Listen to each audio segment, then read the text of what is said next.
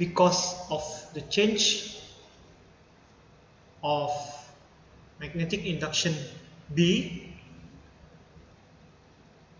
area linkage, cakupan area, and angle theta.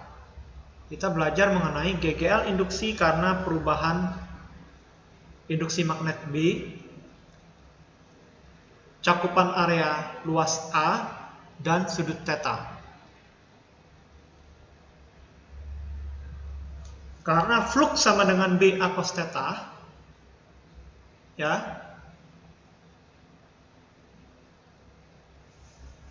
maka kalau kita melihat dari rumusan E sama dengan N d flux dt, ya, maka bila flux kita masukkan B A cos theta akan jadinya begini, ya.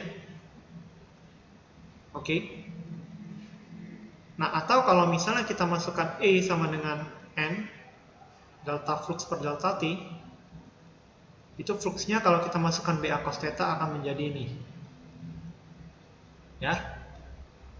Nah, sehingga di antara BA sama cos theta, ya, bisa jadi ada sebagian unsur saja yang berubah. Contoh, misalnya induksi magnetnya saja yang berubah, B-nya, atau cakupan area A-nya yang berubah, atau cos theta-nya yang berubah, ya.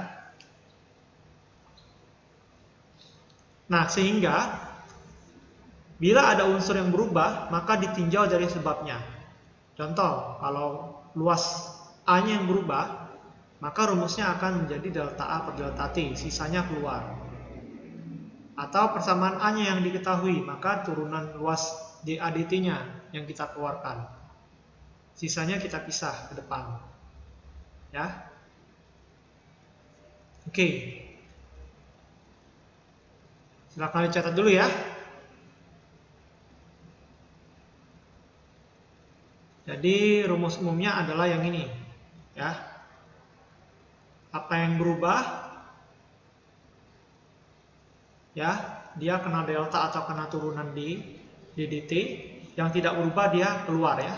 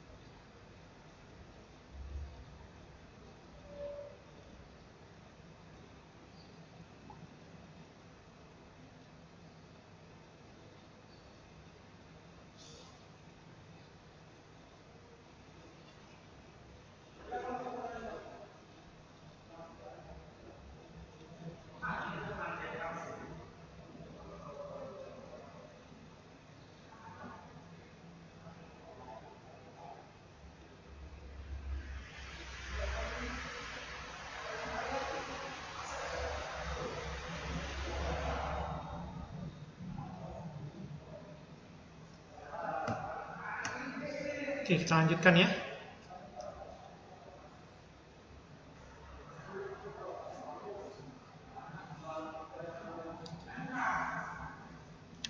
Oke, please read Faraday Law, example 5.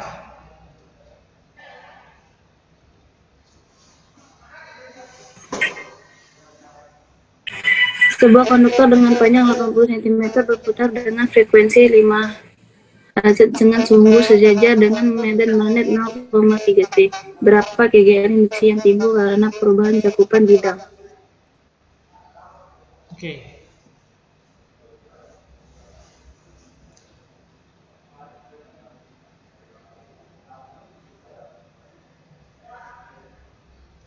Yang diketahui dari contoh 5 adalah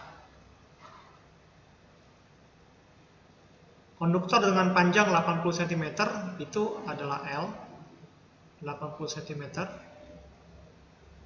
berputar dengan frekuensi itu F, 5 Hz,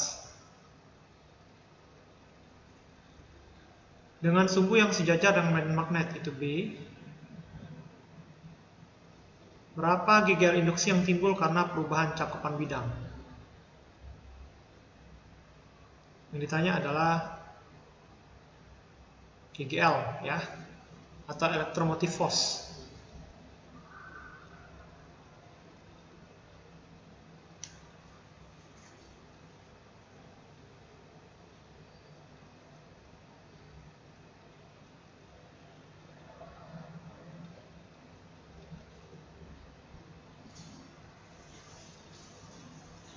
Oke.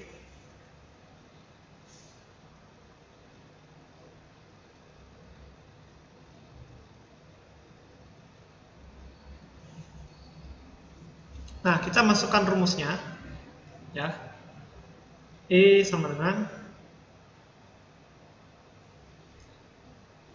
karena tidak diberitahu interval waktu tertentu ya, interval waktunya dari waktu ke berapa sampai waktu ke berapa, tidak tahu berapa sekon, maka ini kita pakai turunan ya.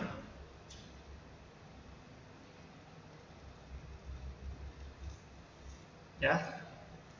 Jadi E sama dengan N dikali D BA cos theta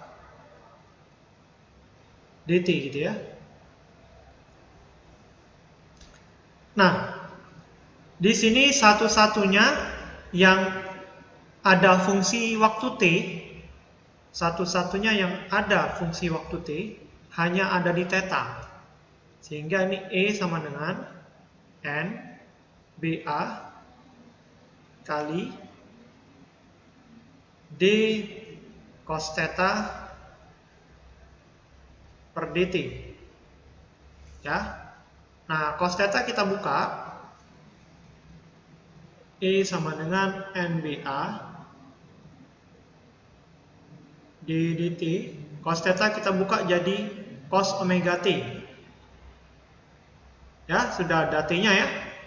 Nah, cos omega T itu kalau kita turunkan jadinya omega min omega sin omega T. Min omega sin omega T.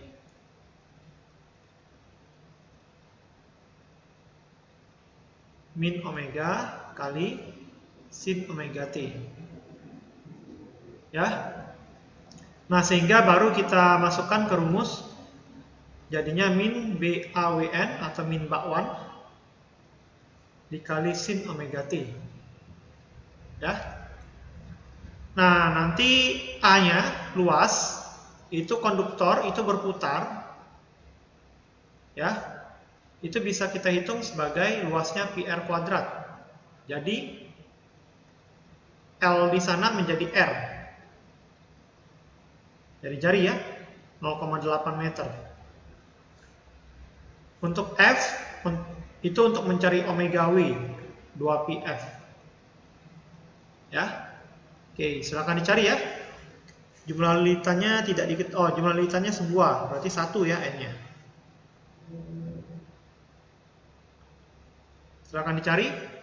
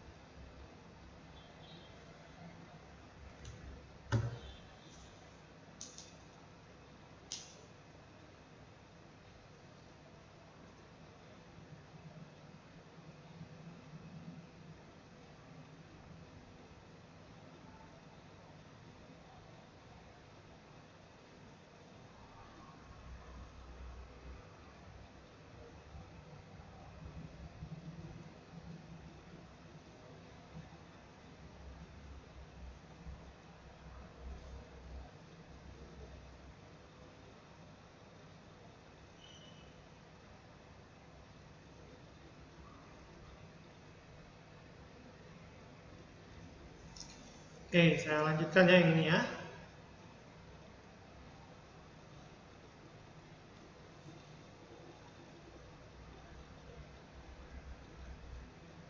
E sama dengan min.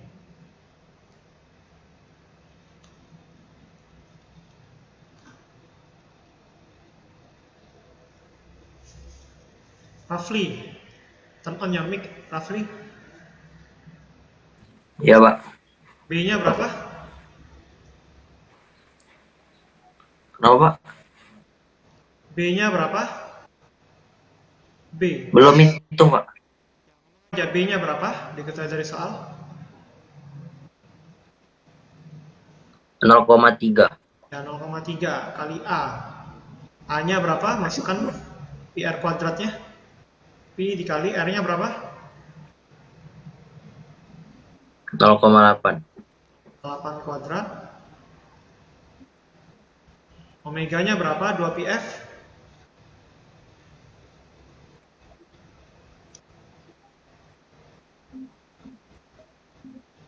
Berapa 2PF? Ngomong aja 2Pi kali F. F-nya berapa? Masukkan. 5 Hz, Pak ya. Ya, 2Pi kali 5 ya. N-nya 1 dikali sin omega T ya. Dikali sin omega T. Tetap sin omega T, tetap sin omega T ya.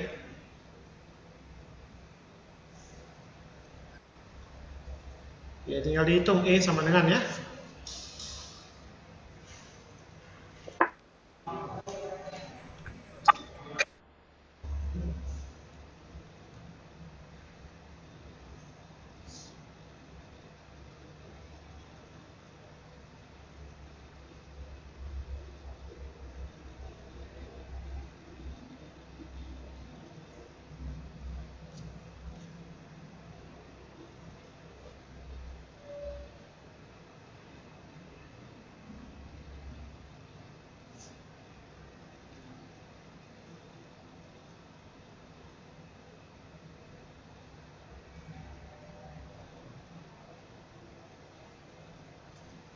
Betul nggak ya kalian kita ya?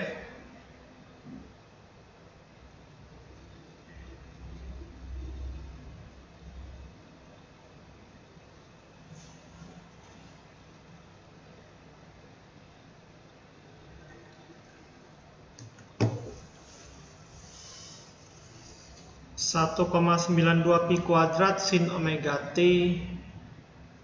volt.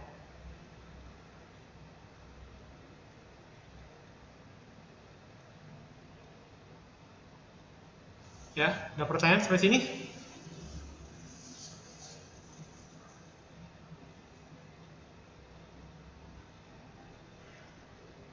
Jadi di saat sin omega T maksimum nilainya 1, maka E-nya akan menjadi 1,92 pi kuadrat. Kalau pi dikuadratkan mendekati 9,8 bisa kita anggap 10. Berarti 1,92 kali 10 berarti 19,2 volt. Waktu sin theta-nya maksimum atau bernilai 1.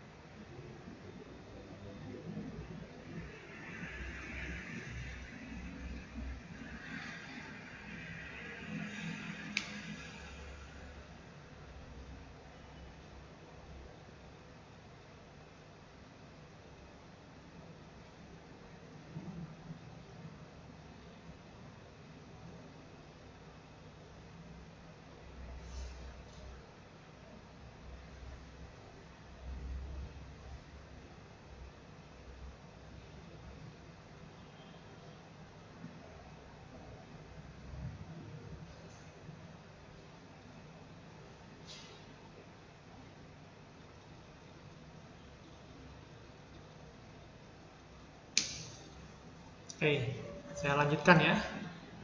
Ada pertanyaan sampai sini?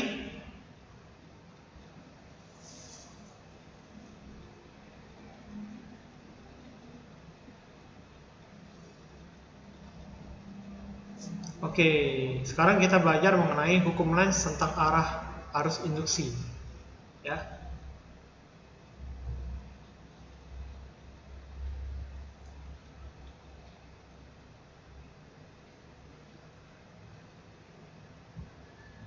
Cantika, please lead hukum Lenz tentang arah arus induksi. Lenz law.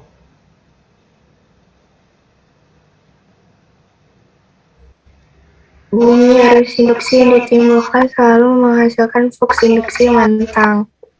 Perubahan flux utama yang melalui loop ini berarti arus induksi cenderung mempertahankan flux utama awal melalui rangkaian. A. Bila utama pada kumparan bertambah, timbul arah induksi berlawanan dengan utama awal. B. Bila utama pada kumparan berkurang, timbul arah induksi searah dengan utama awal. Oke. Magnetic field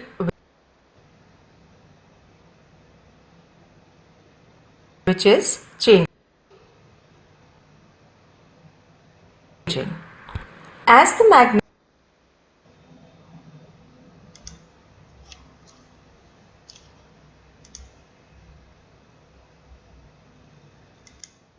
Ya, untuk menentukan arah induksi pada kumparan kawat melingkar, jadi kita pertama-tama tentukan dulu arah flux pada magnet batang. Ya, arah flux pada magnet batang itu adalah ke utara, ya, to North Pole. So this is the first step, ya, flux awal atau flux utama. Okay, the second step, we have to look whether the magnet is moved to near or far to the coil, ya. Jadi yang kedua kita harus melihat magnet tersebut digerakkan mendekat ke kumparan atau menjauhi ke kumparan. Nah, karena di sana arah kecepatan V-nya ke kanan, berarti dia digerakkan mendekati kumparan. Berarti langkah kedua di sini ada pada V, ya, mendekati kumparan. Nah, kita lihat seperti di video sebelumnya, kalau magnet digerakkan mendekati ke kumparan, maka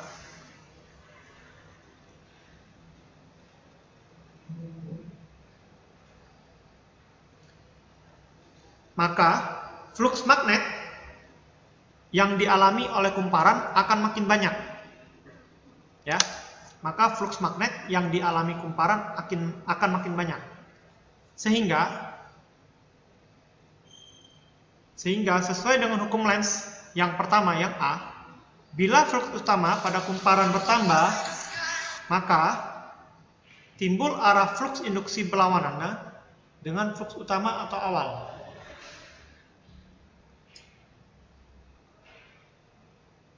Ya. Jadi yang ketiga, maka flux induksinya adalah ke kiri. Ya, ingat ya, tadi alasannya karena flux utama pada kumparan bertambah, maka timbul flux induksi berlawanan dengan flux utama. Jadi yang semula flux utamanya ke kanan, maka flux induksinya ke kiri. Ini langkah ketiga.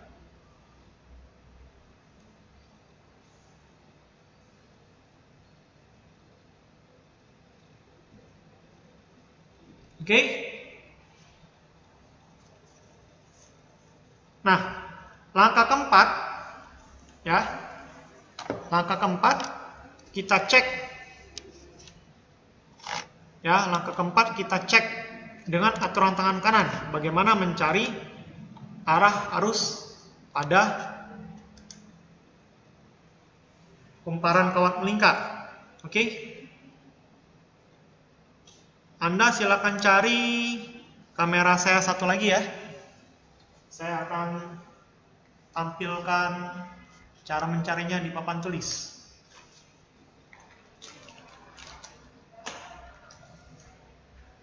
Oke, jadi contoh.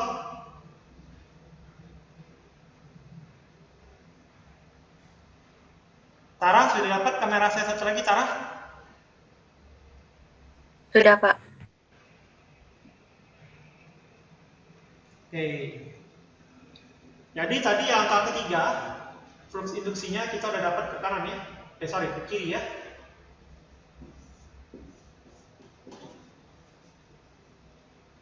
Oke. Jadi sesuai aturan tangan kanan ya, pada kumparan, aturan tangan kanan pada kumparan menyatakan bahwa bila jempol menunjukkan arah flux atau arah kutub utara, maka putaran keempat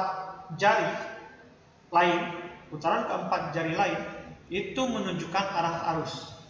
Jadi ya, andaikan ini kumparannya ya, batang yang dililiti kawat, maka saat kita genggam jempol menunjukkan ke arah kiri, maka tampak depan ya, arah arusnya adalah ke atas. Berarti kita temukan bahwa arah arus induksinya ke atas. Nah, inilah jawabannya. Garis kutu tampak depan, garis putus-putus itu tampak belakang. Ada pertanyaan sampai di sini?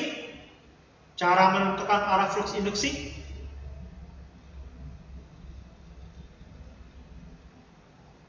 Bisa? Tara, ngerti Tara? Iya, Pak. Oke.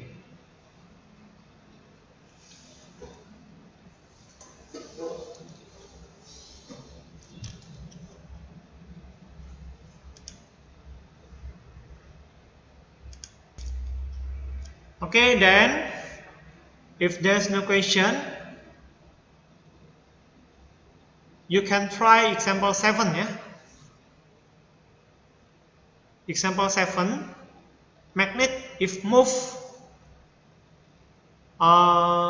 farther from the coil, how is the direction of induced current at the wire? Magnet digerakkan menjauh, tahu dari mana menjauh? Itu kita tahu dari arah kecepatan V, itu panahnya ke kiri, menjauhi kawat melingkar.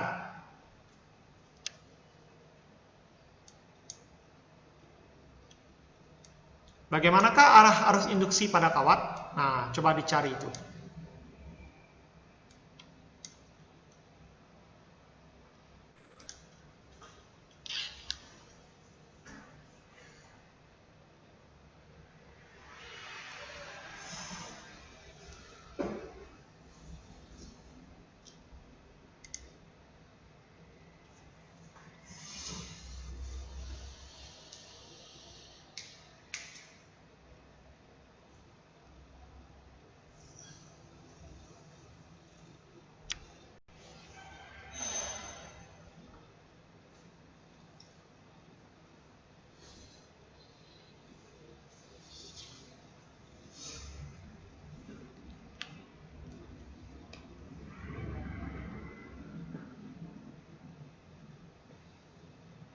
Nah, di hukum Lenz itu ada kata-kata arus induksi yang ditimbulkan selalu menghasilkan flux induksi yang menentang perubahan flux utama. Nah, itulah mengapa dalam mencari GGL ya, di rumusannya kadang-kadang ada tulisan min and delta flux per delta T. Ada tanda minus di sana ya.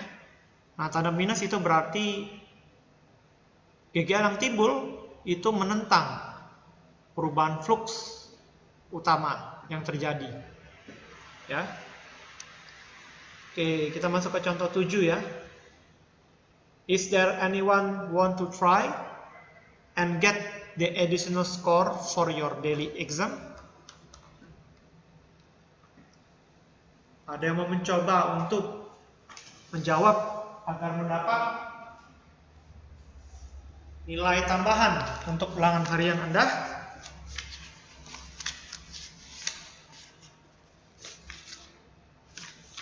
Come on.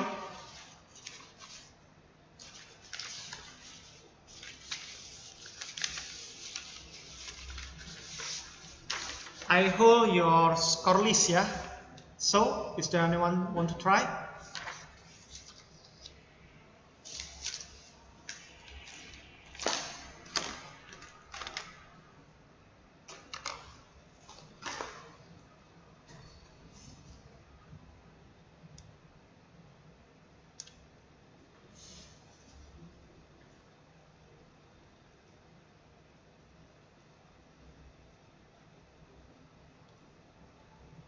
We try solve this problem using 4 steps ya. Kita memecahkan masalah ini menggunakan 4 langkah seperti persoalan sebelumnya. Ayo, silakan.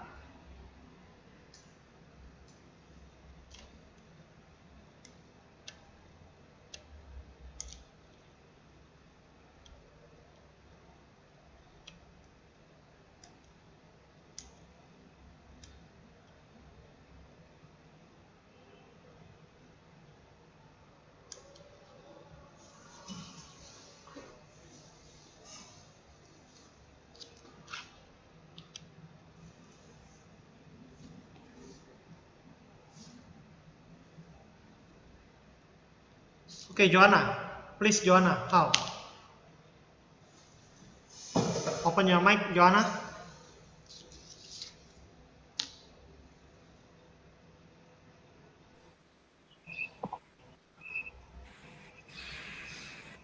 Joanna, the first step, we have to draw the direction of initial flux, ya. Arah flux awalnya. Kemana, Joanna? Arah flux utama pada magnet batang ke utara. Ke utara berarti ke kanan atau ke kiri? Ke kanan. Kanan ya.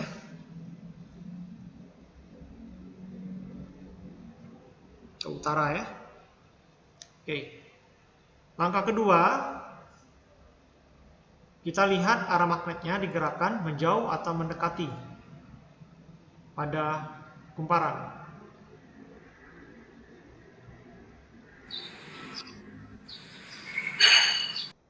Arah V-nya gimana? Arah V-nya menjauh atau mendekat?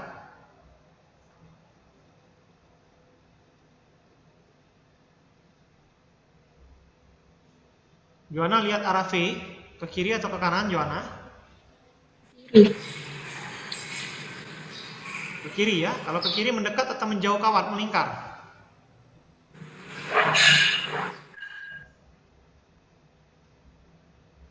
Joanna? Mic-nya dihidupkan, Joanna. Kalau magnetnya digerakkan ke kiri, berarti menjauhi kawat melingkar atau mendekati kawat melingkar? Mereka makin jauh atau makin dekat nantinya?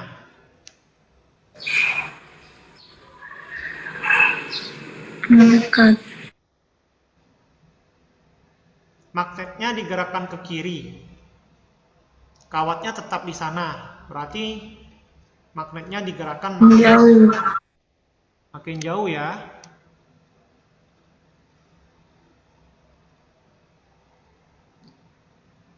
Karena digerakkan makin jauh, maka arah flux induksi yang timbul arahnya sama dengan flux awal tadi. Ya. Flux awal tadi arahnya kemana, Joanna? Di poin nomor 1.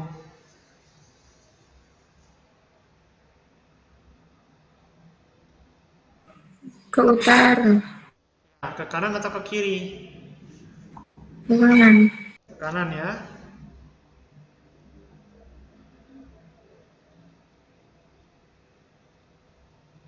Ini poin 3 ya. Oke. Sesuai aturan tangan kanan, ya. Nah, kita terapkan aturan tangan kanan. Oke. Silakan dicek kamera saya satu lagi ya.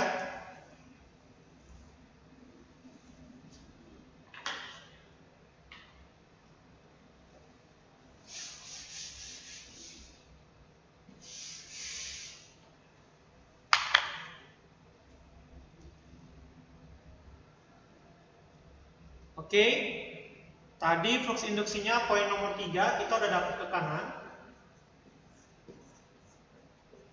Ya. Maka kita cari bagaimana arah arus induksi pada pengantar melingkar. Ya. Jadi dengan aturan tangan kanan, jempol menunjukkan arah flux induksi dan putaran keempat jari lain menunjukkan arah arusnya. Jadi tampak depan, arah arusnya ke bawah. Ya, ini ke bawah ya. Nah, jadi kita dapatkan jawabannya arah flux induksinya, arah arus induksinya adalah ke bawah. Ada pertanyaan sampai di sini?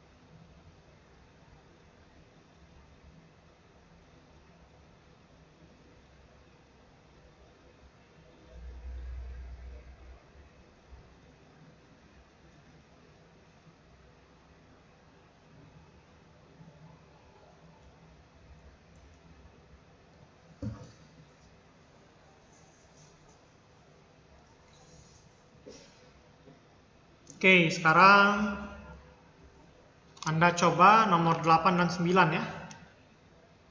Silakan dicoba ya.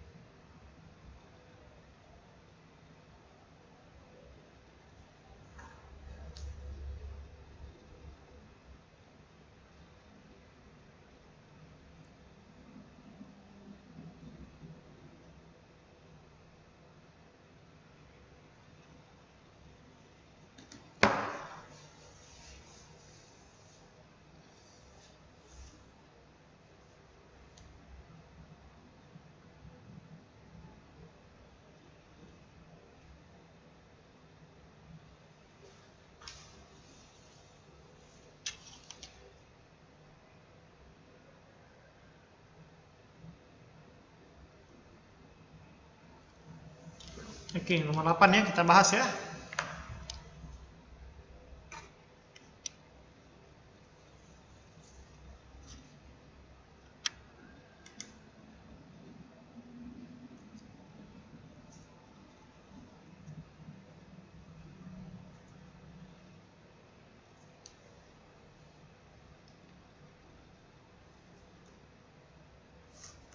Nomor 8 yang pertama adalah flux utamanya ya, menuju utara ke kiri.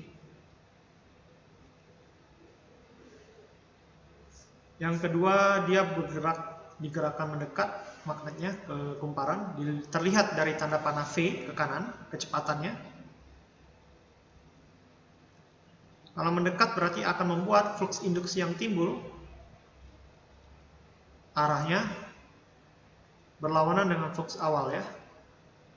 Sehingga yang semula flux awalnya ke kiri, maka akan timbul flux induksinya ke kanan pada kumparan.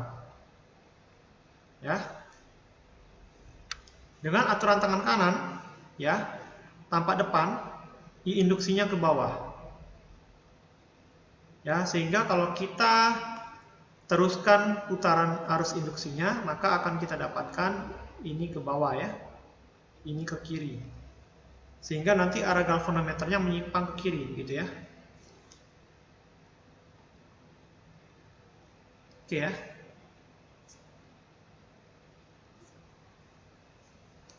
Untuk nomor 9 ya. Kumparan N terletak di dekat kumparan M yang terhubung dengan baterai. Kemanakah arah induksi? Kemanakah arus induksi yang timbul pada R bila A. saklar S dari keadaan terbuka lalu ditutup, yang B. dari tertutup lalu dibuka. Oke, kita cek di sini.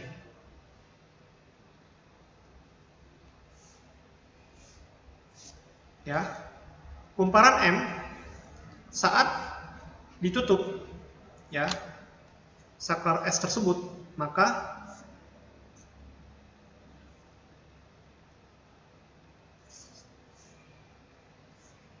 akan timbul arus ya, dari positif mengalir arus ke atas ya, sehingga tampak depan aliran arusnya adalah ke atas.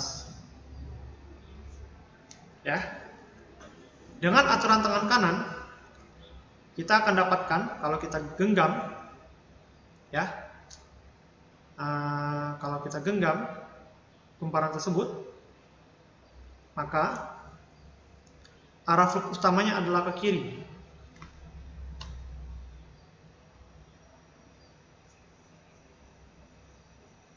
Ya, tangan kanannya harap berperan juga ya, tangan kanan Anda ya. Nah, sekarang kita lihat langkah kedua ya. Langkah kedua kita lihat S, saklar S dari open menjadi close. Ya. Saklar S dari open menjadi close berarti dari tidak ada listrik menjadi ada listrik. Ya, ini membuat flux magnet atau flux utama bertambah. Ya, karena flux utama dari nggak ada menjadi ada, maka akan timbul flux induksi yang arahnya berlawanan dengan flux utama, sehingga yang awalnya flux utama ke kiri, maka ini nanti flux utamanya ke kanan. Flux induksinya ke kanan. Ya. Nah, karena flux induksinya ke kanan, kita terapkan dengan aturan tangan kanan, jempol kita ke kanan kan, kita genggam kumparannya, maka tampak depan arus induksinya ke bawah. Ya, sehingga pada R arah I induksinya ke kiri. Nah, kita dapatkan ya, ini untuk jawaban yang A. Subpart S dari open, dari terbuka menjadi tertutup. Ada pertanyaan sampai di sini?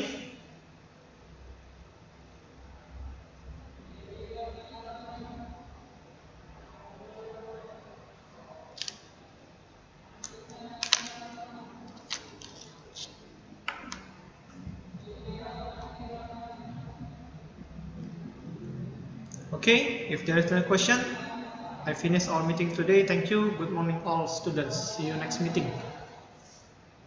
Terima kasih Pak. Terima kasih Pak. Yuk.